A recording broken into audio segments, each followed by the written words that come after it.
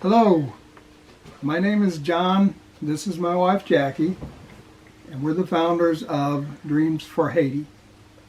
We've been asked to tell you a little bit about what we've learned on shipping containers to Haiti. I'll tell you it's a lot of fun. I'll tell you it's also a lot of hard work. First one we loaded, when we sent it, it was 2 degrees when we were loading it here. And Jackie took a trip and followed it to Haiti, and when they unloaded it, it was 102 degrees. Big difference. She said the people were really excited, and when she saw the joy on their faces, it made it worth all the uncomfortable moments we had. I just really enjoy helping people like that. Even though I wasn't there to see it, I've seen it later. First step in shipping your stuff to Haiti is to gather all your stuff together. Like a lot of small groups, you may not have a big warehouse, so you've got stuff in your garage and your maybe a small storage area, your basement, and you don't really know exactly what you've got. So it's best when you're getting close to shipping time, get it all together. You want to see what you've got because there's some things you might decide, well, maybe I really don't need to ship that. And it's best to know that ahead of time than to wait until you're getting ready to put it on the container to find that out. So it's best to know exactly what you have. And you want to have enough to fill the container. You don't want to send one that's half full. It costs just as much to send air as it does to send things that fill that space up. Our mantra is we don't ship air. If you saw our containers, you'd know we try to fill every nook and cranny there is. So once you've gathered your items and you're ready to go, you think, you need to get a hold of a shipping company or a freight forwarder, as it's called. They offer 20 and 40 foot containers. 40 foot is by far the best deal. It's twice the space, obviously, but it's not twice the money. So we've always gone with 40 foot. If you don't have enough stuff to fill it yourself, there's a lot of missions in this area that work in Haiti, and they'll be able to help you fill it. It also helps you with the cost. So we've had as many as, I think, 15 groups on some of our containers. 40 foot is actually 40 foot long, 8 foot wide, 8 foot 9 inches tall. You'll find out that's a lot of space to fill. Holds a lot of stuff, but you got to remember if you've got things like bicycles and furniture, they can really eat that space up because they don't stack like boxes do. So keep that in mind too. And if you've got a lot of heavy items, don't put them all in the front or in the back. Try to distribute that way. It just works better. Your shipping company should give you an estimate of what things are going to cost. They will obtain the container for you and have it delivered to where you want to ship from. Most of them will not deliver to a residential area. Keep that in mind. They want more of a business locale. It's best if you can find a place with a loading dock and maybe even the use of a forklift. It really helps with loading. But we have shipped and helped people load in a church parking lot. So it can be done a lot of different ways. Try to make it as easy as you can on yourself because it's, like I say, it is a lot of work. There's different ways that they will deliver it. One is called live load, and the other one is drop and pull. And a live load, they don't unhook the trailer. The driver just sits in the cab or whatever and waits for you. You've got like 2 hours to fill it. We can't do that. We get ours delivered on like Friday morning and they pick it up Monday. That's called a drop and pull. Be sure and have that discussed with your freight forwarder, your shipping company, before they deliver it. We like it on Friday and Monday. It just gives us the weekend. If you've got different groups on there, it gives them time to get their stuff to you. As you're loading, you'll find out it's very important to have a list of all things you're putting on. Try to keep things in a box. If you've got school supplies, try to mark that box school, and you need a list of the things in the box written on the box. If you've got clinic supplies, same thing, box mark clinic and make a list, put it on the box. If you've got food, canned and non-perishable foods, mark that as such. Keep that together because the shipping company is going to need a manifest of all the things that you're shipping, and you're going to have to group together. Like if you've got 50 boxes for school, 35 for clinic, and all that, then you'll know it when you go through your list. So it's very important to keep a handle, a good idea of what exactly is on the container. Once you've loaded your stuff and you call in to pick it up, they take it back to their yard, and it's usually sent by rail then to one of the shipping ports in this country, to Miami or New York, something like that. And it's loaded then onto the ship, and that's where they want that weight, fairly even. Nothing exactly, but fairly even. Some of your shipping lines will go straight to Haiti, and other ones take a leisure stroll through the Caribbean and go to different ports. It's best to know that when you're ordering your tickets, so talk to that with your freight forwarder. Once your ship does get to Haiti, your container, it'll be lifted off and set down in the port, and that's the end of the contract with your shipping company here in the U.S. When it's in Haiti, though, you need an agent, and he takes care of releasing your container. He also should help you find a franchisee. A franchisee is somebody that has like a license to ship things into Haiti. You can't just ship things into Haiti. You go through the person with the franchisee where you can ship things legally to Haiti, and then your agent takes care of lining that all up for you.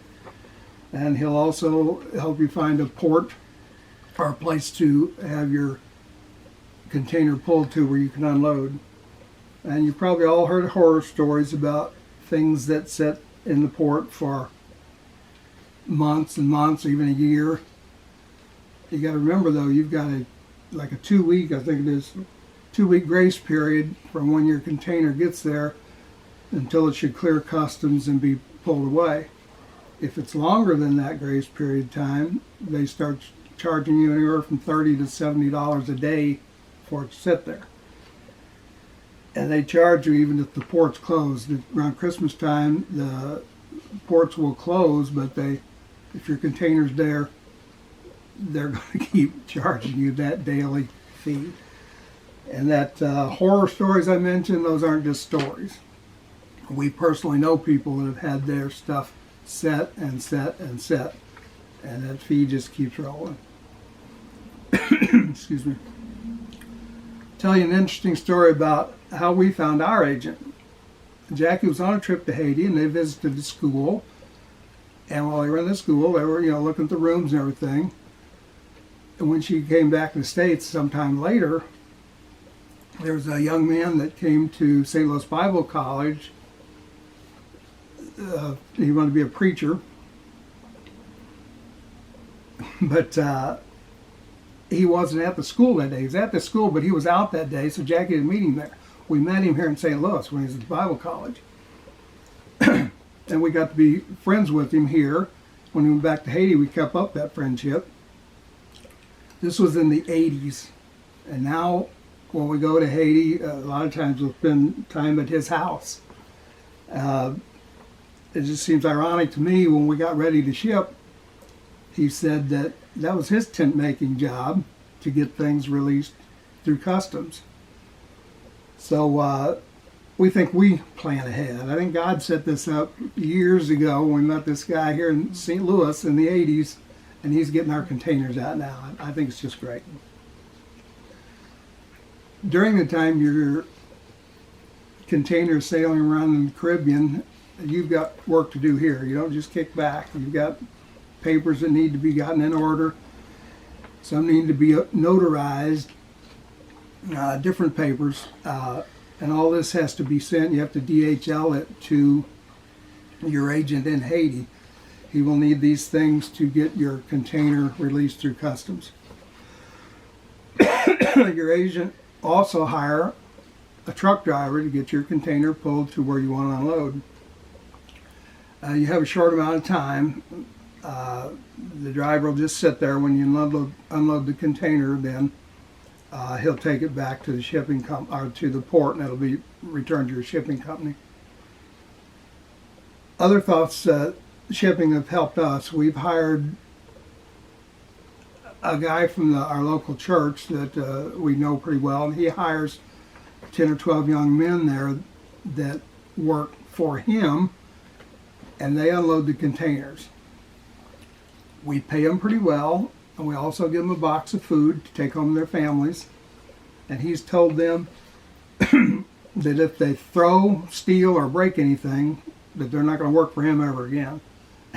They really treat our stuff nice. They really do.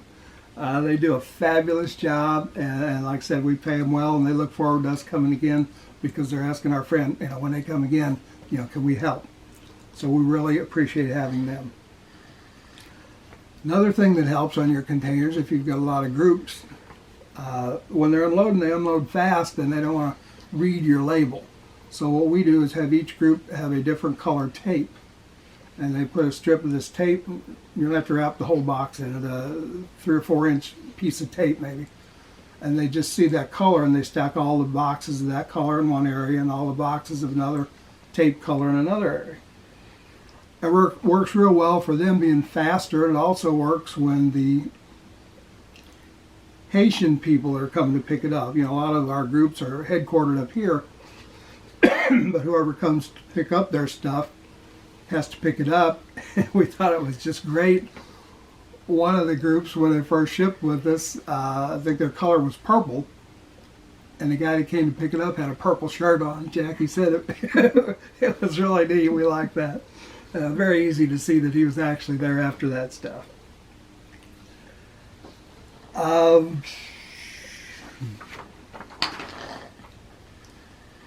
You have to be real careful, because if it does go to the wrong place, somebody picks up a box.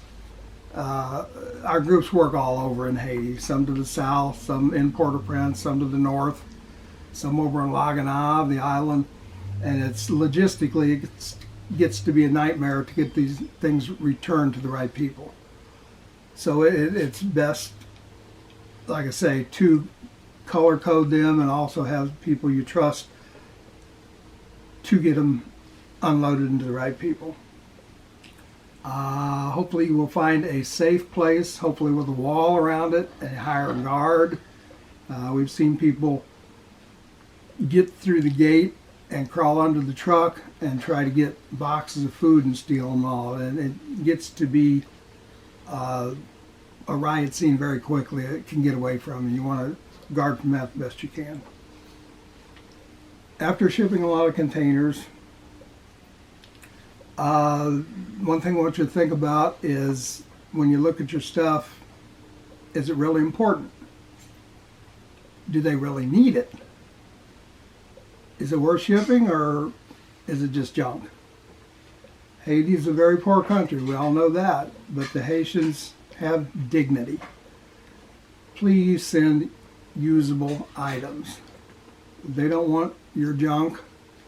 Sometimes it's easier to buy things there than it is to ship, so you have to be careful on what you're shipping. We've seen heavy winter coats. Light winter coats are fine, but heavy winter coats we've seen, electronics going to areas that don't have electricity, things like that, and it's best to really know exactly what you're shipping and what their needs are. You're always looking out for their needs. Right now we've got 3 containers in the works. Hopefully 1st of October, Jackie does the office work. 1st of October, we're hoping to ship 3 containers to Haiti. Due to the earthquake, the recent earthquake, and the tropical storm that followed it in, it's hard right now. A lot of people, the big well-known groups that work in Haiti are trying to send things, but fuel's more expensive, and they're having people not come into work, having difficulty because of COVID. So it's really hard to estimate how long it's going to take your container to get there. It used to take about a month, but now with these delays, with the COVID and the gangs in Haiti and the assassination of the president, you can count on it being longer than a month. It's hard sometimes to gauge when to buy that ticket to go. So rely on your shipping company and your agent and plan that as best as possible. custom office closes down at Christmas. I think I might have mentioned that. Your containers are going to be sitting there when they're closed, so try to not ship over the holidays because, like I said, that charge keeps coming. I hope this gives you a better idea of what's involved in shipping containers to Haiti. When your shipping day arrives, make it a fun day. It's going to be a lot of work, but make it a fun day. First thing you want to do is invite people. It's better to have more people show up than you really need than to have more needs than people that you didn't invite. So you want to have people there. And like I say, make it a fun day. We bring donuts, bring drinks, soda, tea, cold water, and just have a good time. Whenever our group gets together for anything, we have a good time. We just enjoy our fellowship together, like to work together. So there's going to be surprises and aggravations. Just learn to roll with them. Remember, you're working for the people of Haiti, for their benefit, for their good, and keep at it. We wish you the very best. May God bless you, your mission, and the people of Haiti. And remember, glory to God. Thank you. Bye.